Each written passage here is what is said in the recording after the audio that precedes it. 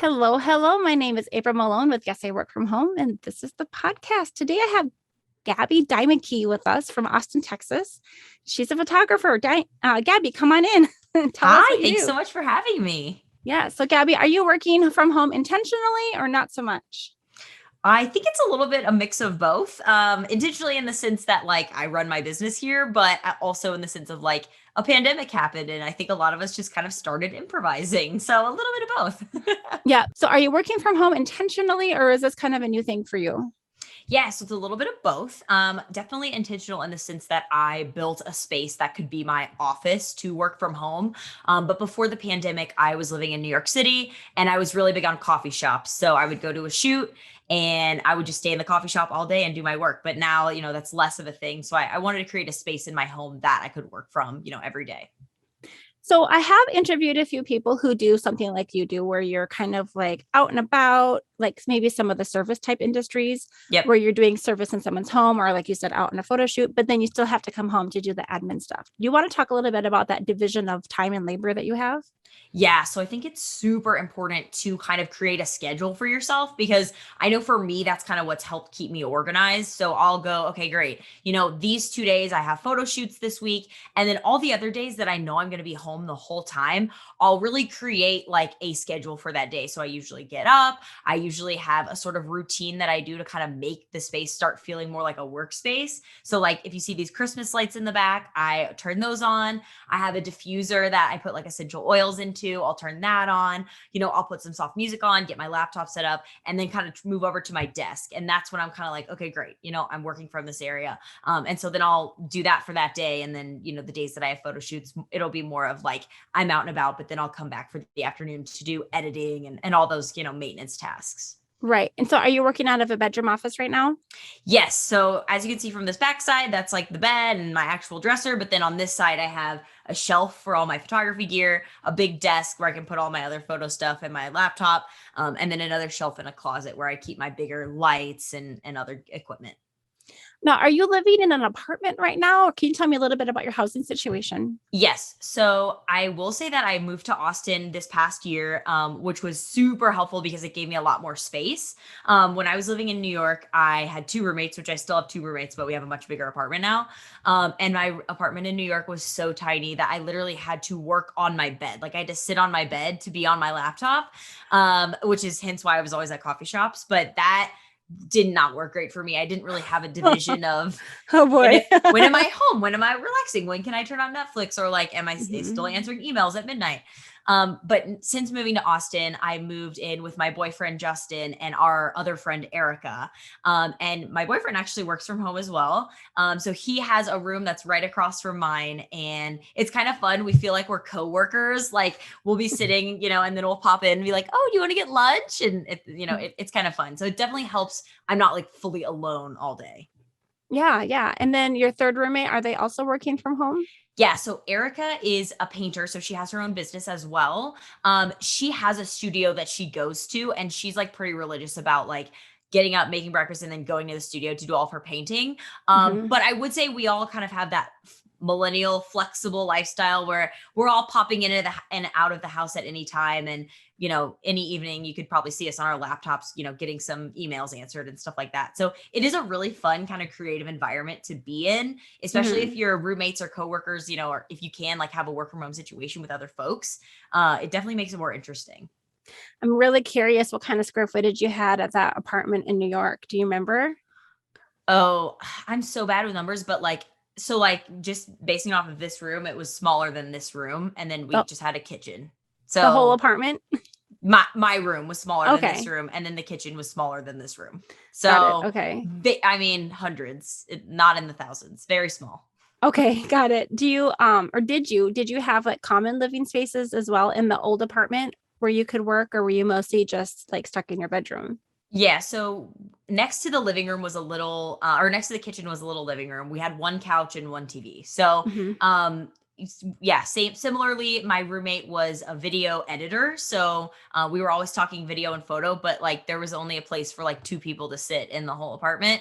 So I Mhm. often found myself sitting in my room, and I think that for me, that just like I said, it didn't have a great separation between when I'm working, when I'm supposed to be relaxing, when I'm supposed to be hanging out with my roommates.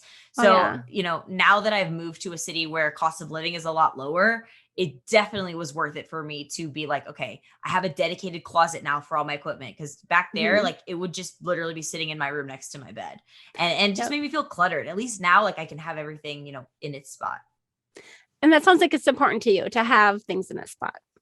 Yeah, I think definitely if you're the type of person that you like things to kind of be clean, you don't want it to feel cluttery. For me, I'm so much more productive when I don't have stuff everywhere. Like I like my desk to be clean except for my laptop. So if you have that personality, I think finding, even getting some drawers like that, or getting some shelves or cubbies that you can put your stuff in so it doesn't feel like it's just laying out everywhere. That was a huge tip for me to keep my workspace clean.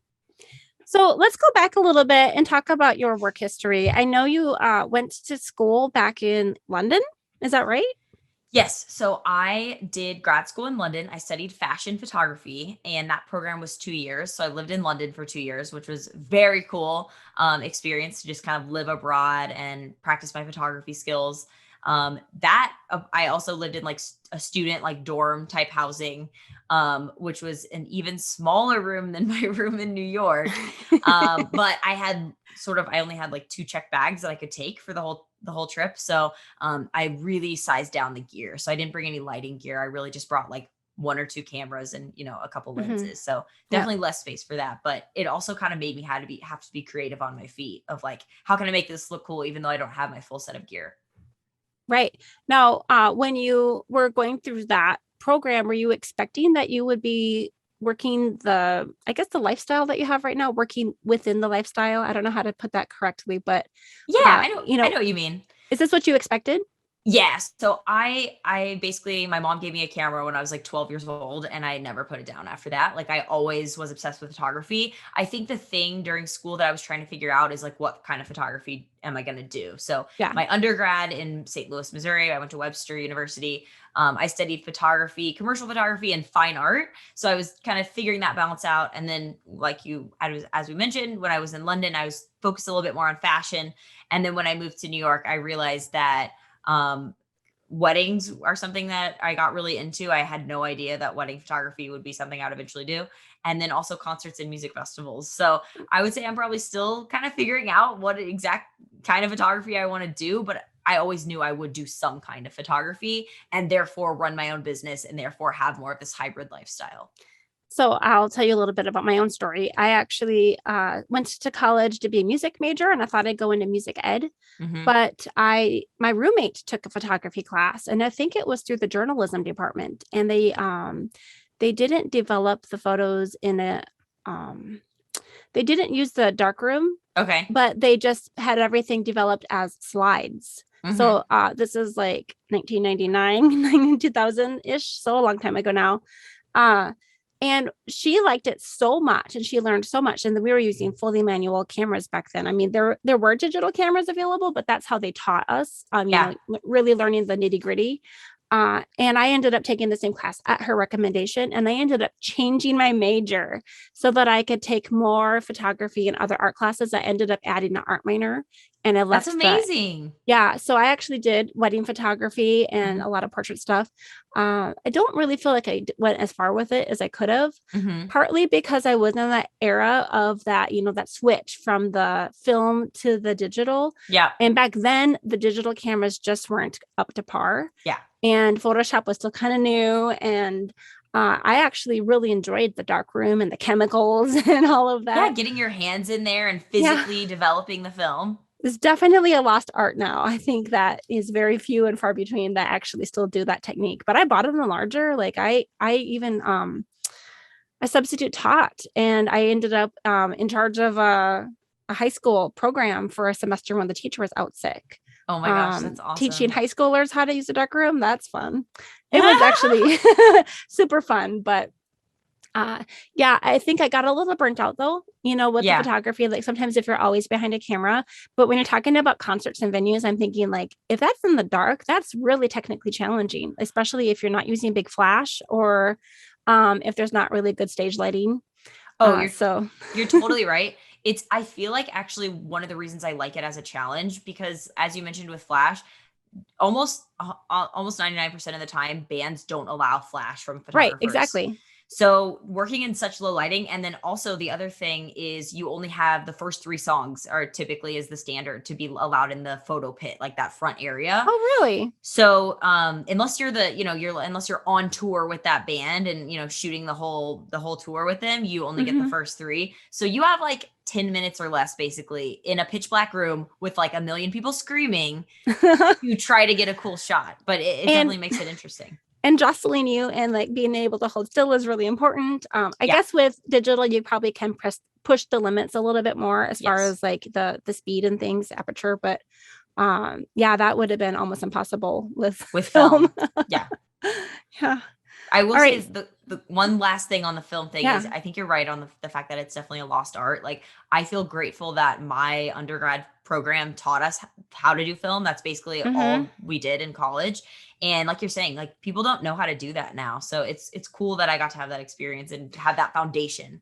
I actually brought my daughter to the zoo last year 2 years ago, I guess now, for a field trip. And it was hard to even find one of these old Fujifilm, like, Yeah.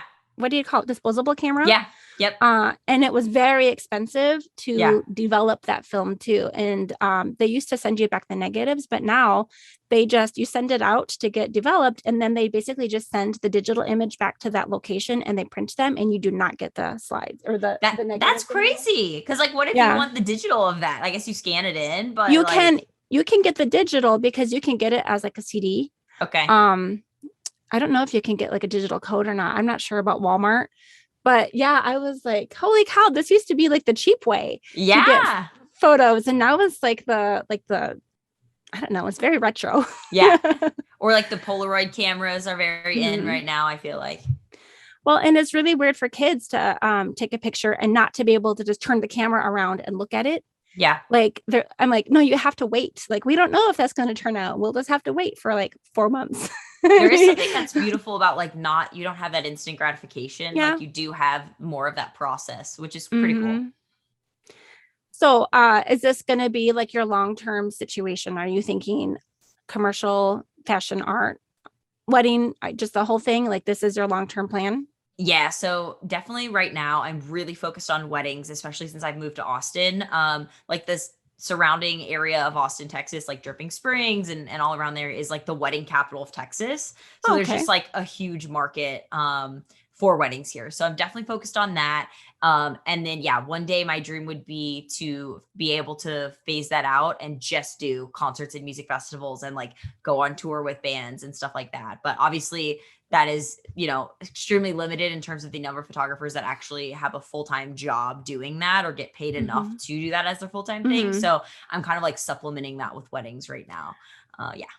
When you are shoot a wedding, like I used to do some weddings too. And again, it was different because it was on film. But basically it could be an 8-hour, 10-hour day on your feet. It's very exhausting.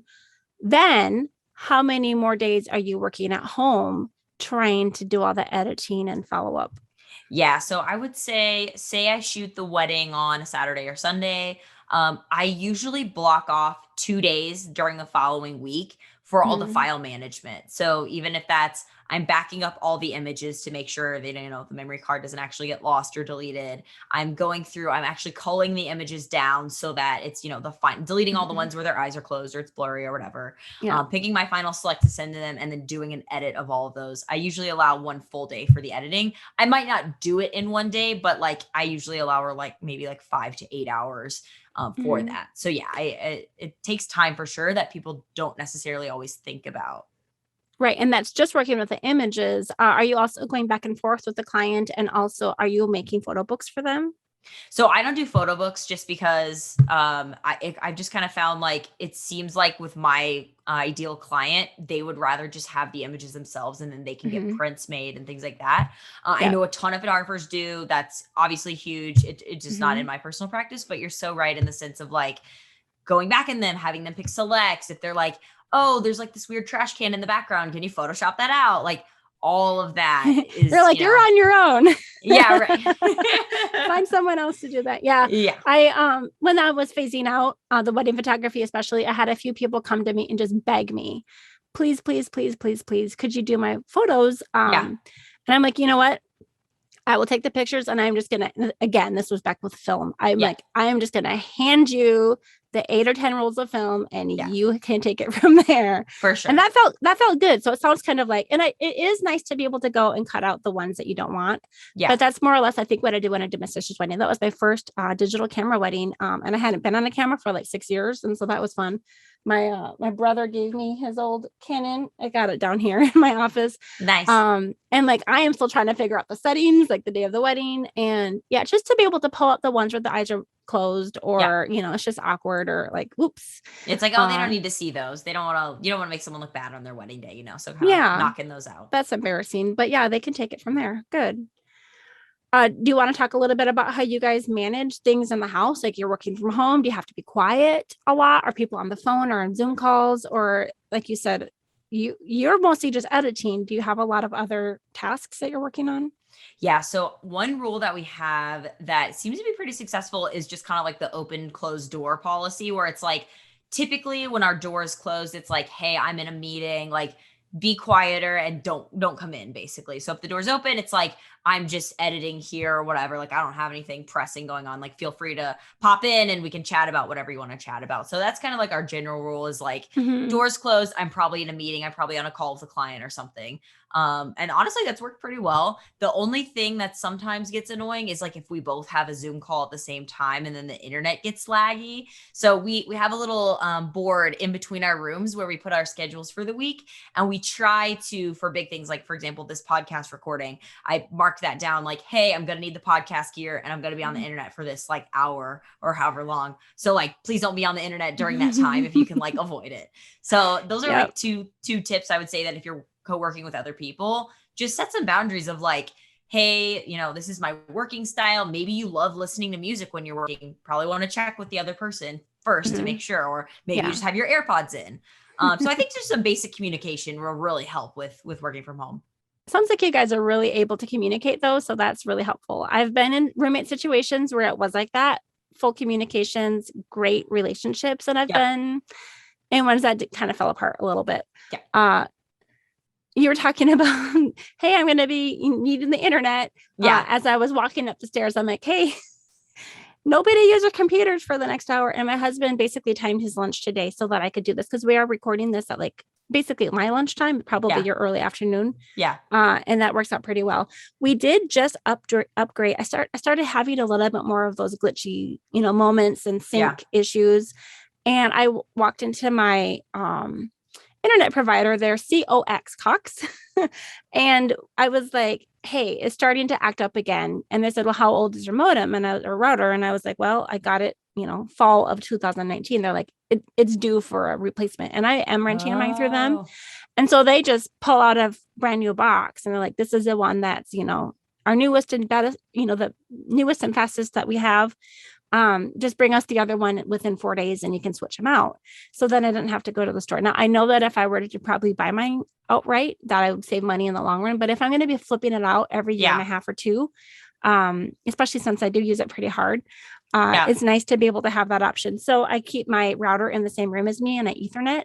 And so I get the best speed. My husband gets like the second grade, I think, but his isn't as important because he's not on video. He's usually just doing audio calls. And so it's not as like imperative that it's like the highest speed. But switching out that router helps. And then the other thing that I've learned that helps is to make sure that the Ethernet cable that you do have is like up to code, like the cat like number on it. And I'm pulling this out. This one's like cat 6. And I think cat 7 is out, maybe cat 8. I don't know how far they go, but I used to have like cat 2 and cat 3 and I just kept using them. And I didn't realize that, no, you need to upgrade your cable as well. Those are huge tips. I did not know that at all. I'm literally going to go check my cord after this. And same with me. I rent the router from AT&T and we haven't changed it since we moved in this apartment, which was in 2020. So like maybe they have a new version out that's going to, make it faster. Yeah. So they might not be willing to replace it if it's just 1 year old, but usually if it's a year and a half, closer to 2, or if you're having any issues, Another thing I usually do, and it's my best practice that I do before I record, is I usually do restart my computer and clear my cache, restart the Yes. computer. And if Yep. I've been having any issues, I will restart my router as well. Yep. I think they call it like a 4-minute hard reset or something like that, or you can Mm-hmm. do it through your app or whatever. But those kinds of things, like when it did start to get more buggy, those things saved my butt a bunch. Yeah. And they're just good kind of like tech maintenance pieces to have in the back of your mind. Like when something stops working, it's like, okay, let's go down this list. Let's try all these different things and like see if it, you know, helps it improve a little bit. Turn off the Wi-Fi on the phone. Make sure your family isn't like streaming Netflix accidentally. Also, another good tip for people working from home, you can totally take your Wi-Fi bill and count it as a deduction for your business, which is super helpful. Yeah, I can't remember if I do 50%. Like I know that there's different things. I think it depends. I think it depends. Even the square I just footage, do 30%. Because I have a dedicated office, which is a closet. Even though it's a tiny small space, we do measure it out and look at the mortgage or the utilities for the year, and it all is percentages. And it all works out. For you, though, it might be a little bit more complicated because you are sharing that space. You would only be able to do, I don't know, that would be a little bit tricky in an audit. Yeah, my accountant advised me, since there's a bed in here, that it's best to not. And so I just haven't. I am thinking, though, I think we'll probably move apartments within the next year or two. And when that happens, I'm really going to try to have a dedicated room. That way I can take it off, and then also just to have a room where obviously I don't have to sleep in here. And you definitely wouldn't be able to do the whole square footage of the room if there is any like personal belongings that are like, not work related. I mean, obviously decorations are one thing, but like if it's sleeping quarters for someone, that wouldn't work. Or like that's like my dresser with clothes. So like that's not gonna count. Right. But like on the flip side, like all my dressers on this side is literally camera equipment. So like if you really wanted to push the limits, you could be like, this part of this room is dedicated to work. But because it's one room, I think you'd be pushing it, and I wouldn't recommend. Yeah, that's what my accountant said. He was like, it's better to just not. I mean, I take all my mileage. I take so many other deductions that for me, it's like not worth the risk. Make up for it on all those other areas and you're good. For sure. And it sounds like you're pretty organized anyway. So I try to be. I really do. I feel like, especially when you're running a business and you have to keep track of how much money you make and money you spend, like you want to know your numbers, and you want to be on your game with that kind of stuff. So I'm curious, do you have, I know you just moved across the country in a really big way. Do you have many other peers or people that you've connected with as far as networking or just even socializing that are also working from home that you can kind of talk about it all with? For sure. So I feel like this is actually a great segue into talking about my Badass Women photo series. Please do. So when I was in New York, basically for the reason you're mentioning about kind of like having a network of other people to talk to, that's exactly what happened. I moved there straight from London, and I was like, okay, well, I'm out of school now. Like I have to run my photography business. And so I really wanted other women, especially female business owners. I wanted their advice, and I wanted to kind of make a network of people that I could look up to for that kind of stuff. So I started this project where I just started asking successful business owners and women in New York, like, hey, can I interview you about your business and like learn about the ups and downs and what advice you have? And then can I also take your photo? So it's kind of a nice like middle ground where they were giving me some of their time, but then I was giving them a portrait of themselves that they could use for whatever they wanted. So I did that project in New York, and I'm doing it here in Austin too. And the total like side bonus of that is like all of these women that are now in my network that, like you're saying, like if we're like talking about how we're going to do deductions, or what accountant do you use, or how do you work from home? Like, how do you like find a good balance between, having all these things in their business. And so it's actually been really great to kind of like have them to lean on during the pandemic and being like, how are you pivoting, and all these kind of questions. Was it a bigger audience, or I guess not audience? Was this network of women beyond just photography? Oh, for sure. There's only like one or two photographers in the network. So it's like literally everything from like a Nike sponsored ballet dancer in New York to like a Broadway producer to like people, a girl who started a company where she makes puzzles. Like it's literally the whole spectrum. I wanted to keep it open because I wanted it to be women from all different industries. But I think because of that, it became such a diverse group of like interesting people that have cool careers. Have any of them gotten to know each other then through this? Yeah. So actually right before COVID kind of closed New York down. So like the beginning of March last year, I Yep. hosted a gallery show in New York where I brought all the women together and I printed out all of the photos. I ended up doing 55 portraits Oh, and we hung wow. them all up in frames and everybody came, everybody networked with each other. I had this wall of Post-its where you could, if you had something you wanted to give or offer, you could write it on there. And then if you wanted to take something, you could take it and people could connect that way. So yeah, it was a huge way for people to kind of interact and connect. And my goal is to, when I have the series done in Austin, probably next spring, probably next March, April, to do it again and kind of do that in person, like networking community event. Oh man, if you got that thing done in the beginning of March, like, whew. It was like the week before. It was honestly so scary. Somebody made a joke about COVID at the party and we were all like, oh, that thing, like, no.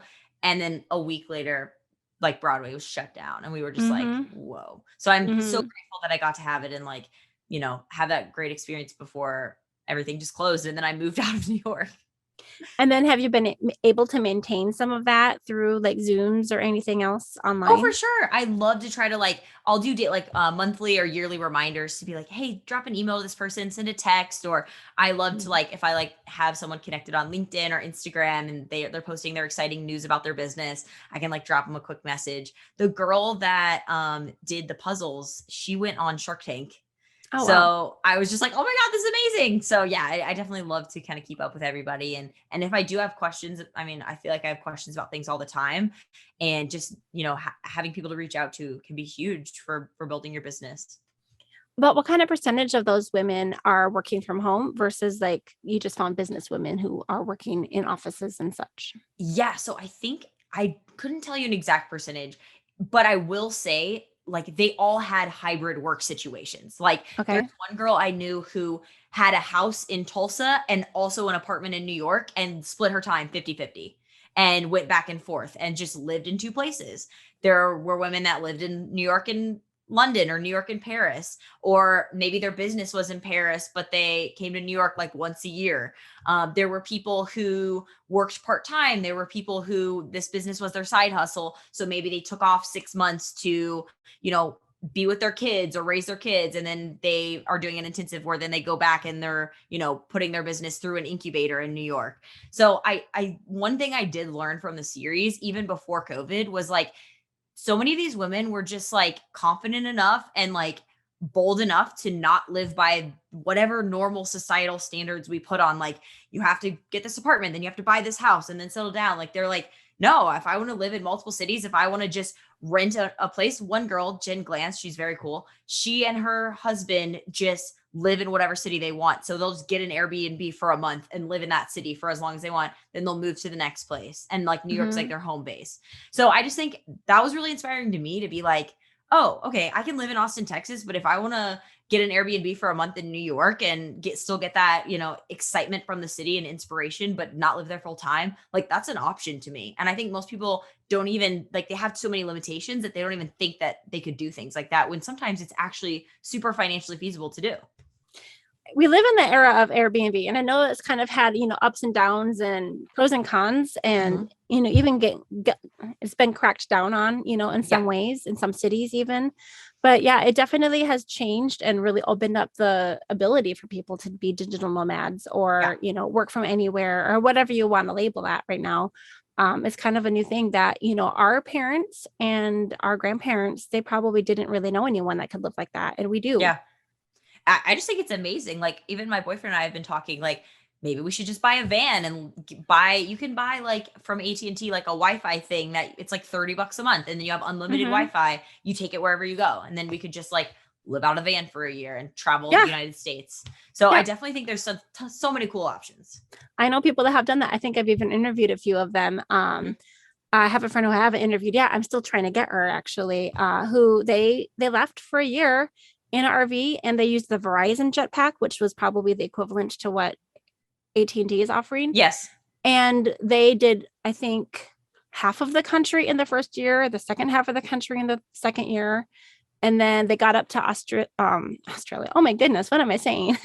Alaska. The other. And so at some point they're going to make it to Hawaii, but not in the RV so cool. that time. Yeah.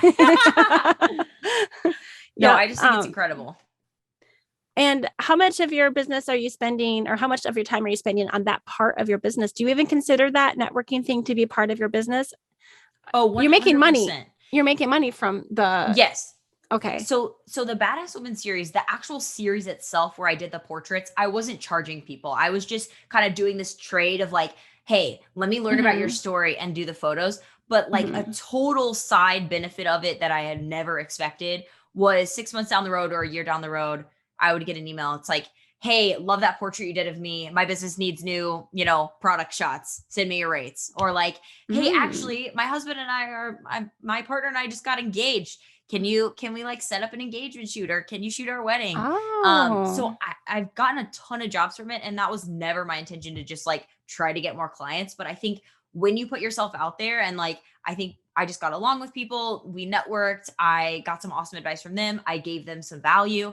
They saw what I was about, they saw my personality, and they're like, oh, she's cool, I want to work with her in the future. And then when they had photography needs, they reached out. So it was a kind of coincidence how that happened. They must have liked you, because to trust someone with that wedding photography is a really big deal. It's true. And actually, a lot of photographers that I know that are like amazing photographers, shoot tons of different things, are like, oh no, I'm too nervous to shoot a wedding. And I'm like, it's not that intimidating. Once you like do it a few times, you can second shoot under another photographer. It's not as scary or intimidating, I think, as people might initially think. If you have someone else there with another camera, it does take off a little bit of that pressure. I was a second shooter sometimes for a friend of mine, and I would usually do the Zoom shots, and he would do like the more traditional, and I would do more of the candid stuff too. Yeah. And that was like a nice balance. And then if one person's camera malfunctions or the SD card, whatever, then at least you have something, where if you're the only person, there's a lot more pressure. Yeah. And it is actually pretty high pressure, but also really fun and rewarding.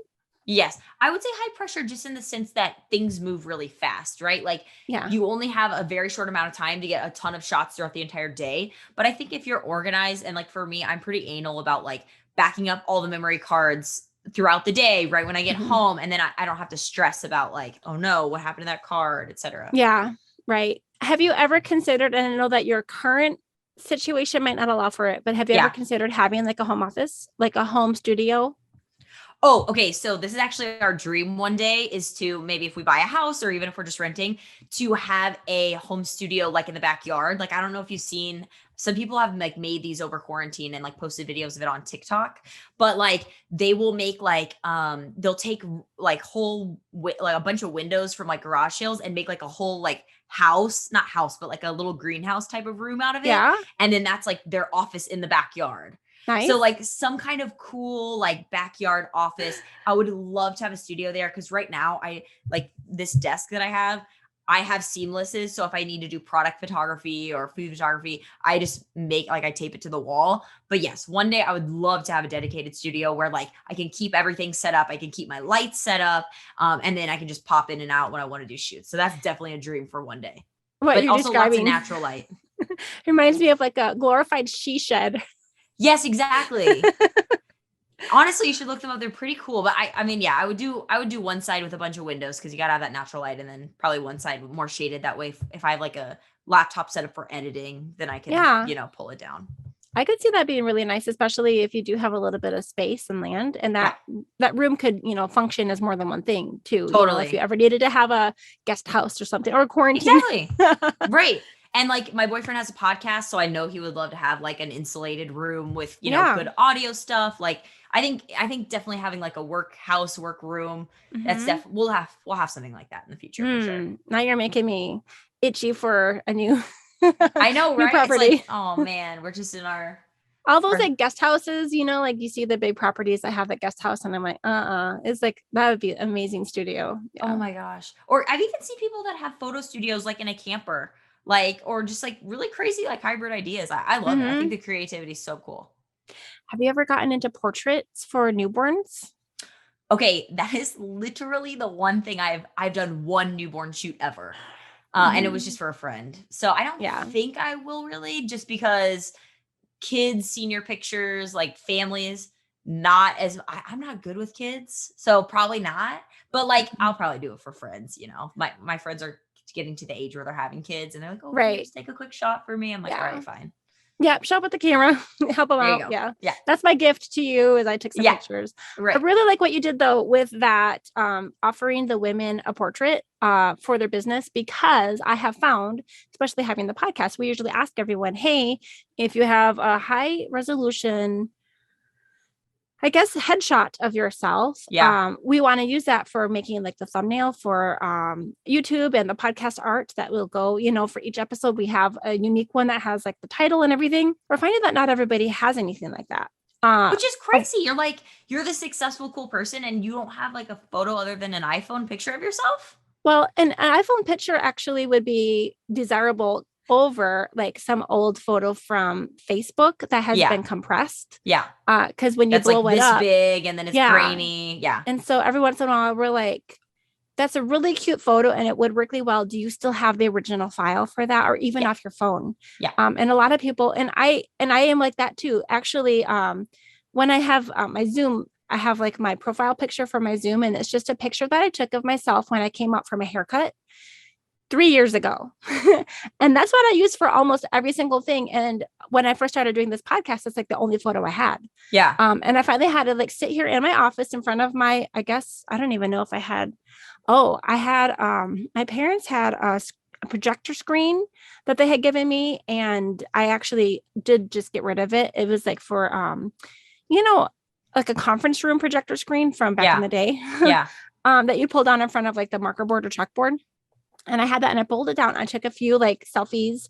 But I still have the older iPhone. So the camera that's facing away from you has the better quality camera. And then the little tiny one for selfies is so small, it doesn't give as good of a picture. So I'm sitting here trying to like blindly take pictures of myself. Yeah. And they're really awkward. And my editor who helped me make all of my original podcast art, he just had to use those because that's all I had, literally all I had. And we just reused them again and again and again. If you ever look at my YouTube, it's just going to be like recycled photos again. and then it was Halloween and my kids were doing it was pandemic Halloween. So we're like, well, we're not going to go trick-or-treating this year. We did like go on a bike ride a couple of days before, and we got to see everyone's decorations.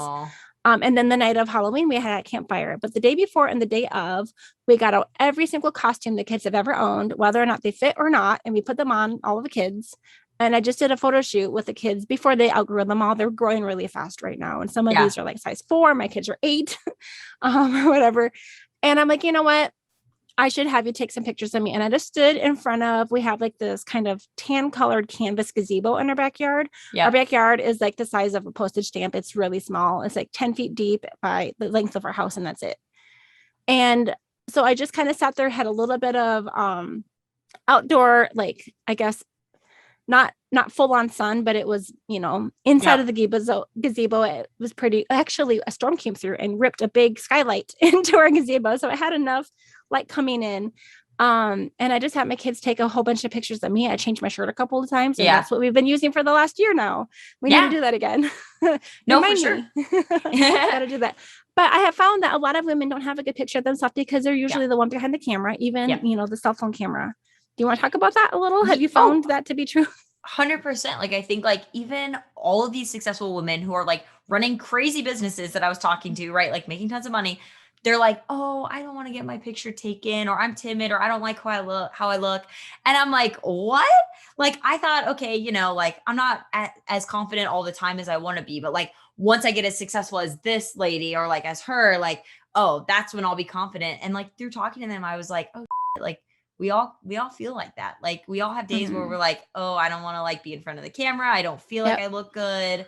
And so, that's, I think one thing that's kind of at the core of why I love to do portraits of people, and especially women, is like, I want to give them that confidence to be like, no, look how awesome you are. Like, look what you've built. Like, you should be really proud of that and proud of yourself. And so, I think it's a huge thing of like, I love to help inspire and, make women feel confident.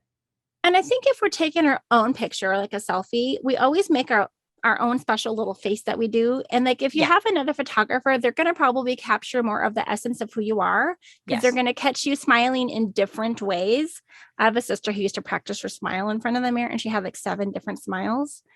And I always thought that was funny. And of course I wouldn't do that. But I do notice that, sometimes if someone catches a picture of me, I'm like, oh, that's, I looked really happy, but that's Yeah. not how I normally would have presented myself. Yes. And I'm big on candidates, just like you're saying. Like I'll ask them a question. Like I'll always sit for couples, I'll be like, talk about what you guys ate for breakfast. And then they're just chatting with each other and they totally relax. Like it's Yeah. something about a mundane or easy question that people stop being so tense. And so I love to get more candid photos in the in-between moments. And those end up being some of the ones that people love the most because they're not so trying to look a certain way. They're just being themselves, and then it comes off as really natural. And sometimes if you just take more pictures, you're more likely to catch stuff. So like if we're talking to people who don't take very many pictures, if you're always, always, always, making your shot exactly what you're thinking, what you want it to be a certain way, you're missing out on so much. We have moved away from houses.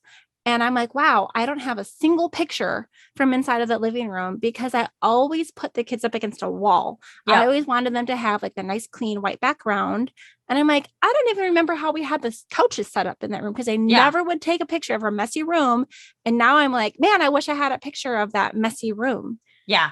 There's definitely something to just photography in general. There's this return to like this authenticity. Whereas like you're saying, it's like, oh no, the photo has to be perfect and perfectly retouched.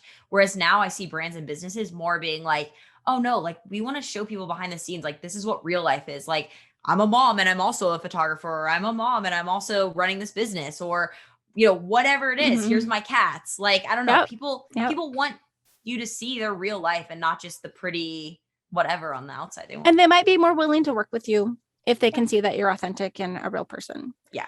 I'm all about making sure to take pictures with my friends and family when I see them. Because I live far away. Like you've moved a few times, you understand.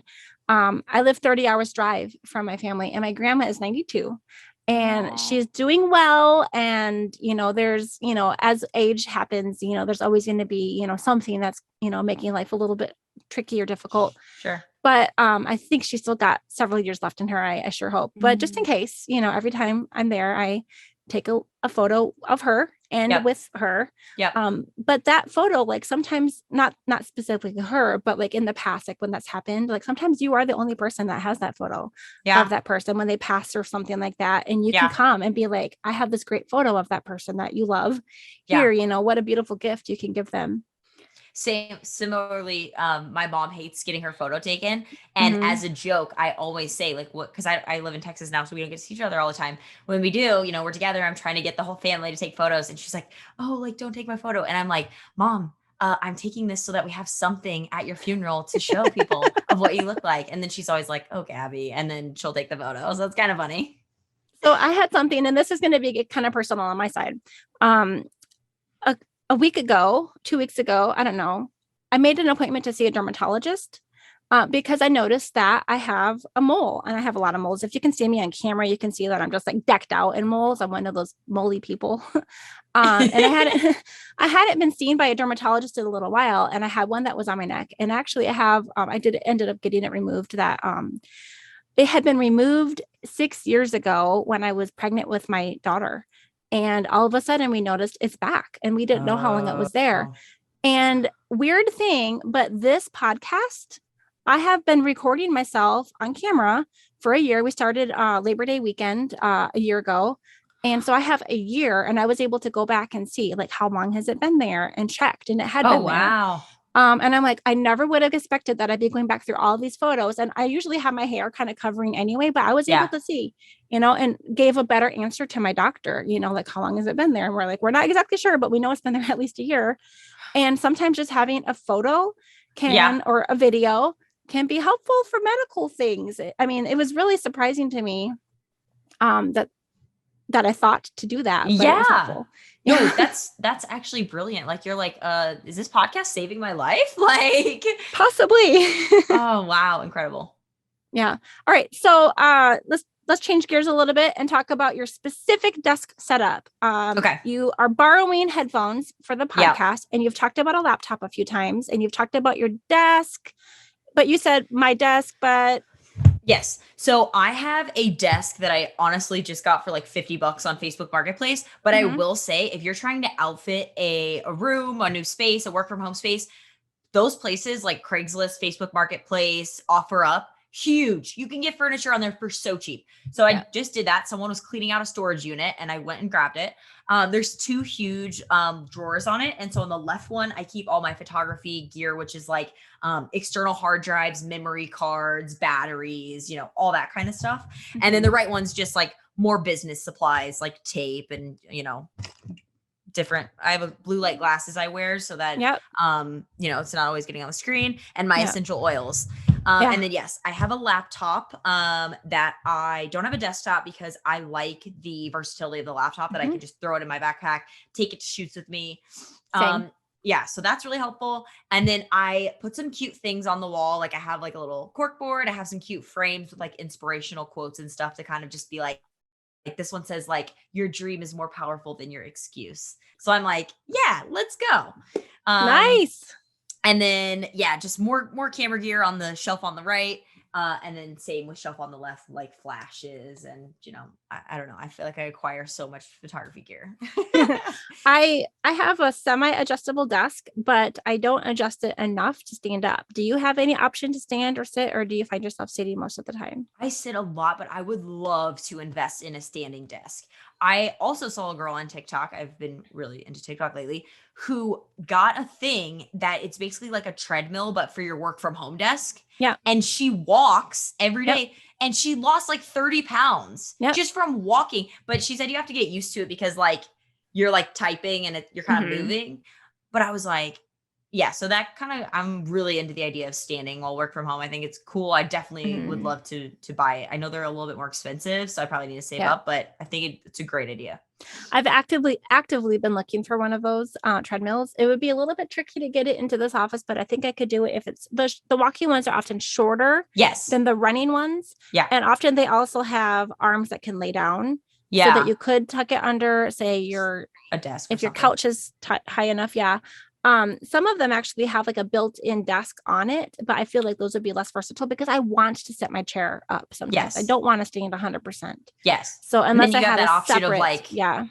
No, but I think the ones that you can sit or stand, like that's brilliant because like you're saying, you might not want to stand the whole day, but you might be like, all right, I'm tired of this. Like I need a little change of pace. And I think those are just going to become more and more popular as people realize like, it's not good to like sit hunched over all day.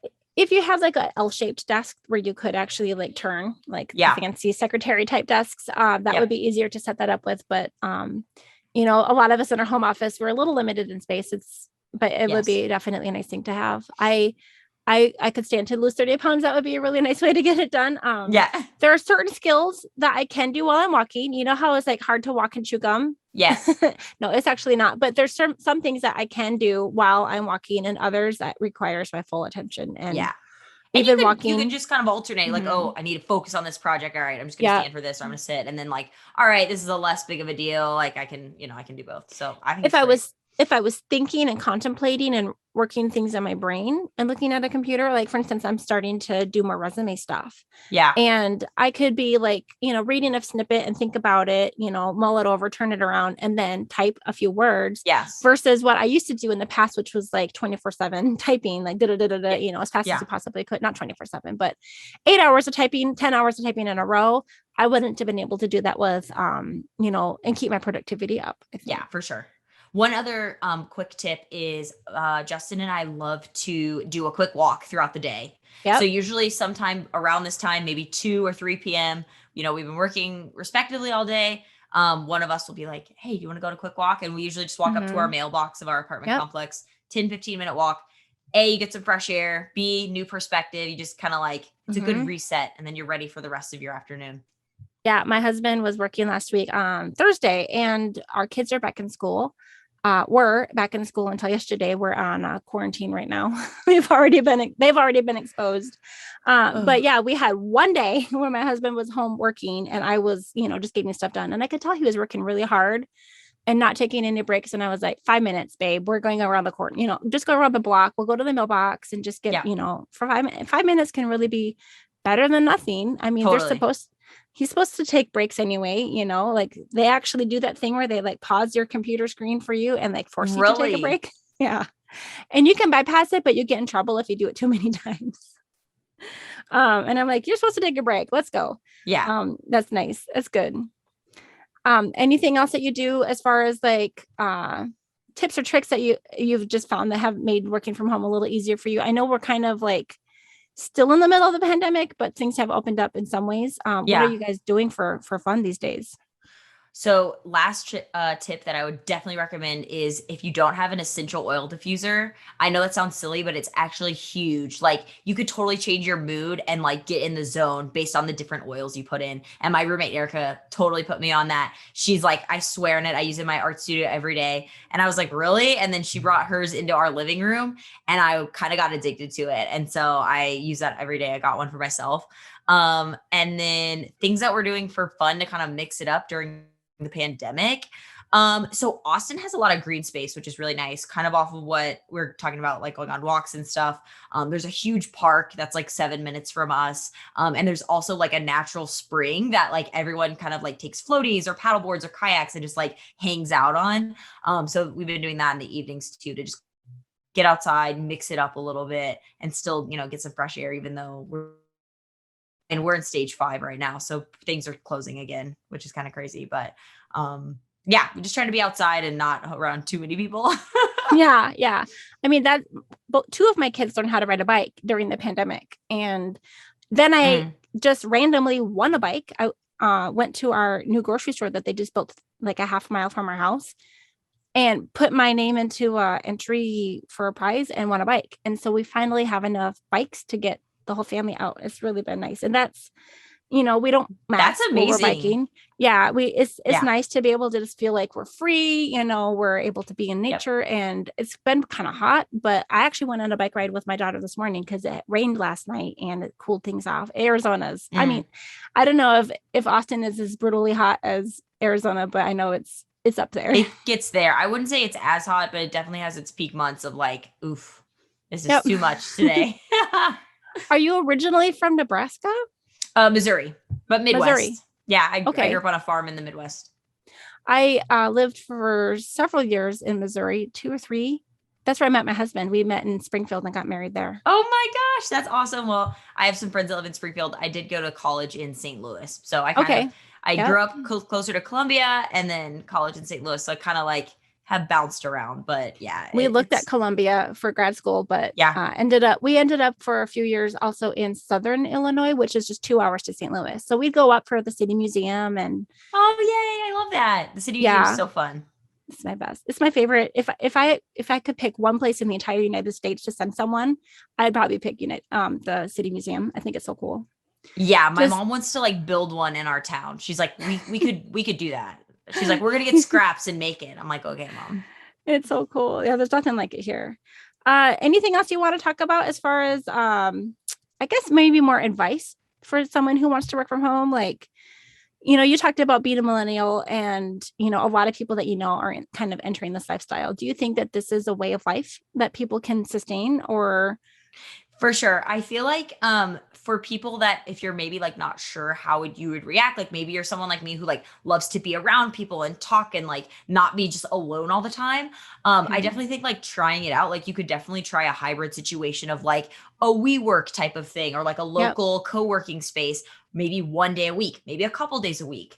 And that could be a good option for you to just like test out working from home for a couple of days and see, or maybe, so many companies are doing hybrid work from home now where it's like, oh, you only have to come to the office 1 or 2 days a week. So I think like testing that out, really making sure you're communicating with your team, like at work to like, I don't feel like I'm on enough of the Zoom calls, or I don't feel like I'm in on this project. Like, how can I still feel like that even though I'm working from home? And then I think just in terms of the space itself, like I am a person that like, I wanted to make the space really cute and aesthetically pleasing just because I wanted to get excited about being in this room every day. I think sometimes people overestimate like, oh, I don't want to like buy a bunch of expensive like frames or decor or whatever. But even a couple of small touches here and there can really help it to feel like homey or productive or whatever that vibe it is you're looking for. So definitely take a little bit of time to think through how you want your space to be laid out, how you want it to look aesthetically, and that can, have a huge impact in working from home. You talked earlier about using your bed as a workspace. Yeah. Have you been able, or do you end up still on your bed ever at all, or not really? No, I totally do. And I don't know why, but basically like when I need to focus, I sit at the desk and I'm like on my laptop, I'm like locked in. I usually have a podcast playing. So I'm like really focused. And then when I have like some more mundane things, like maybe it's like that first edit of the wedding where all I'm doing is clicking next and picking, like deleting out the ones that are bad. I can pretty much do that with my brain off at this point because I've just done it so to like millions of photos. Yeah. So for like things like that, or I'm doing a more mundane task, like answering emails, sometimes I will sit on the bed and like, maybe I'll have like a podcast or like some Netflix show playing in the background. And that's more like I'm working, but I'm like hanging out and relaxing. Like I feel like that happens later in the day when I'm like, okay, I focused all day. Maybe it's like 4:00. I'm like, all right, I'm going to chill over there. And sometimes Justin and I will work together. We have a big kitchen table. It's like a big kind of long desk. And we call it the cafe. So when all three of us are working, like, oh, we're working at the cafe today. And it's just our kitchen table, but it's hilarious. It's like your own little WeWork situation. Yeah. Have you ever gone to one of those like shared spaces before? The one that I had here, I think maybe closed. I had one a mile from me and I think I was there the other day and I think it was gone. I know a lot of like WeWorks and co-working space closed or just kind of like been dormant during the pandemic. I definitely did WeWorks or coffee shops like that in New York.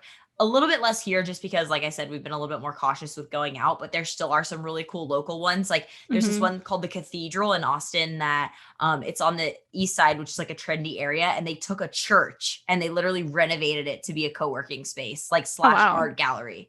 So it's very cool. I wouldn't say I do it like once a week or anything, but like if I want to change, or if maybe someone's coming in from out of town and I want to have a meeting with them or meet with a client and just mix it up, I will book it for like a day here and there to just kind of mix up my space. Did you have to have a contract with them to be able to do that? Or can you just do that from the outside? I feel like most co-working spaces have a bunch of options. So you can obviously do like a monthly option or so many days per week. But I know like that one and a couple other ones in Austin, they have like a day drop in. So you can either book it the day before or just walk in and be like, hey, here's like $20 or whatever it is. And then you can just go for that one day.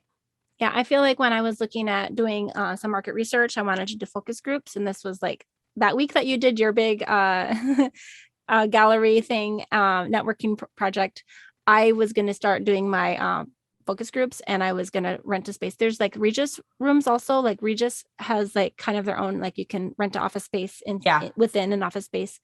But yeah, that all fell through. And you're like, thank God I didn't sign the contract because I've heard some of those were hard to get out of. Yeah. Or I mean, same with wedding photography. Like there were venues that like just didn't refund anybody. And it's just like, it's crazy. But yeah, I've definitely tried to work with people and just like be like, hey, give me the rescheduled date. I'll try to shoot, be able to shoot that day. If not, we'll work something out. Yeah. If you, man, deposits are hard because it's like you needed that income. You were relying on it. You were prepared. You blocked your calendar. But at the same time, you want to keep people happy and have good reviews and have a ongoing, relationship with that, customer, client, whatever. Yeah, I feel like I definitely at the end tried to just like, let's try to get it rescheduled. Like, let me know if we can get the new date to work. If we can't get it to work, then we'll talk about that. So talk about your badass group. Who is that really for right now? Yeah. So basically when I moved to Austin, I was kind of like, I don't think I want to stop it just because I moved to a different city. Like I might as well do it here. And I think in the future, I would love to like expand it and be like badass women of LA, badass women of London, badass women of Chicago. Like I definitely think it has potential for just being in a lot of different cities, being a book one day, being in gallery shows. So yeah, right now I'm currently working on the Austin series. I have about 30 portraits done now. I'm going to aim to do about 50, 55, which is what I did for New York. And then I'm going to start looking at gallery spaces to do the show for next year. So you better start like grabbing all of those domain names. Right. So the Instagram handle has been taken by someone who's only posted like one time. And the last time they posted was in 2014. And I've DM'd them so many times, like, I'll pay you for this thing. And I don't even know. I think it was like a school project because they don't even have the login. So I'm waiting for Instagram to like delete out the old accounts and then I'm going to snag it up. Yep, that happened to me. And I think they do that sometimes if you purchase a web domain and then if you don't snatch up all of the social media, someone will. Yeah. Because they're hoping that. Yeah, they're hoping for that. So I'm just telling you, you go and you snatch those up as fast as you can. I will. So is it just local women to Austin right now, or is it open to like women of the USA or? Yes, it's so I'm shooting for Austin right now, but I have a form on my website where if you know someone who's super badass, runs her own company, like is just really involved in the community, anything like that, you can fill out the Google form on my website and it puts it into this spreadsheet. So I do have spreadsheets for a couple different cities going, and then who knows in the future, whenever I'm in that city or whatever, I can kind of like make it a thing and start shooting in other cities. So I am starting to collect those for other places. So the portraits, the shooting is just for the city of Austin. Are you still networking with women in a broader area or still pretty local too? Oh, I am networking all over the place. Like I feel like me and my boyfriend are people that move every couple of years. Like he was living in San Diego when I was in New York. Obviously, I lived in London. We've been here a year. We want to move like every 2 to 3 years. Okay. So yeah, we're definitely down to network with folks in other places because like who knows where we'll even end up in like another year or two. Right. Well, when we get off of the recording, you and I probably will have to change or trade a few names too, because it sounds Yes. like we have some overlap. Maybe I might know a few Yes. women that would qualify. Oh my gosh, absolutely. Would love that. Love it. All right. Well, any final thoughts before we head out? Just thank you so much for having me on. I feel like this has been such a fun conversation. If people want to check out my photography or learn more about the Badass Woman series, they can go on social media or my website. My social media is GDeimz, GDeimz. And my website is GabyDeimekePhoto.com. So Spell it out. GabyDeimekephoto.com. And then /Badass Women is where you'll find all the info about the Badass Women series and that form that I mentioned. Awesome. Well, thank you, Gaby, for being here today. This has been April Malone with Gaby Deimeke. And yes, I work from home. We'll see you next time. Thanks so much. Thank you.